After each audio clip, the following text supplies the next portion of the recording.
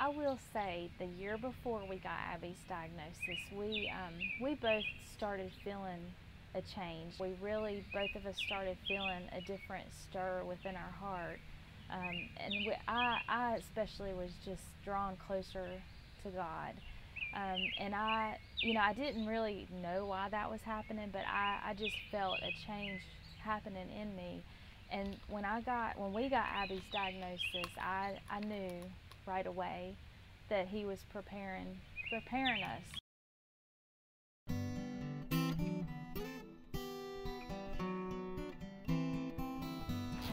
My name is Wendy Ferguson, and I'm a registered nurse. Work in the emergency department. My name is John Ferguson, and I work for Wells Fargo. We have two children. We have Abby, that is 9, and we have Kate, that is 1. Abby was born in 2004, November of 2004. She had a normal birth. For her, normal milestones. The first few years, everything was typical. About the age of 3 to 4, we started noticing just some signs that she might be falling behind. When she started kindergarten, that's when we really started noticing that she was lagging behind her peers. So we started having her tested probably around age 6, once we noticed that she was not really picking up like she should. So they wanted to get the ball rolling to see maybe what was holding her behind, what kind of intellectual disability she had.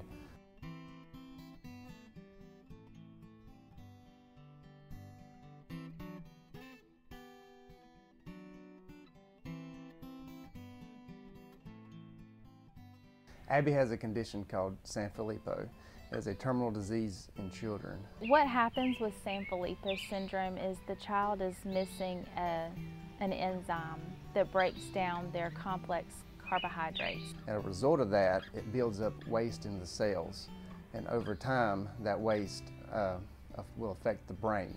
And that's why the children are born normal, healthy. You don't really see signs until that waste builds up in the brain.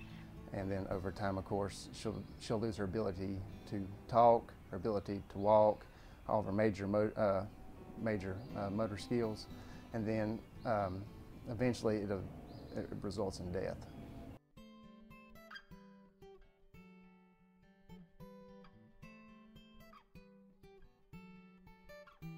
They can live years like that. The typical life expectancy is 10 to 20 years old, and Abby just turned 9. When she was being tested for it, we of course looked it up, and you read all about it, and you're just like, there's no way this is impossible. There's no way it could be a disease like that. And then when you get the actual, confirmation, the gene came, the genetics came back, she definitely has it. It's just, your whole world stops.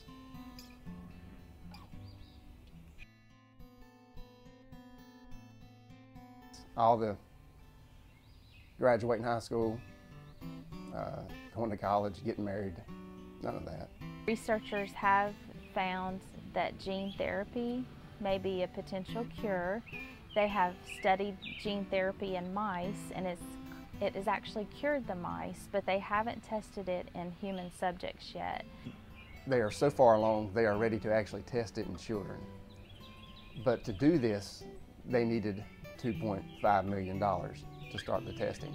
And when you have a rare terminal disease, which is what Sanfilippo is, there's no funding out there. There's no pharmaceutical companies that fund the bill, because there's really no incentive for them in producing a drug like this, because the profit is not there for them.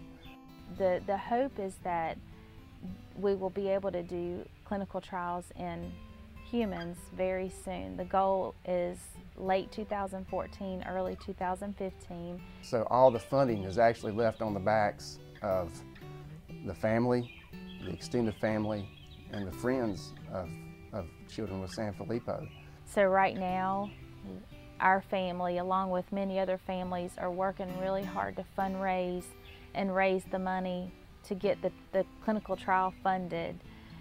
Sanfilippo it's almost like a ticking time bomb. Every day that goes by, more and more damage is done. We worry about her. We watch her every day. We watch for any kind of possible decline with her.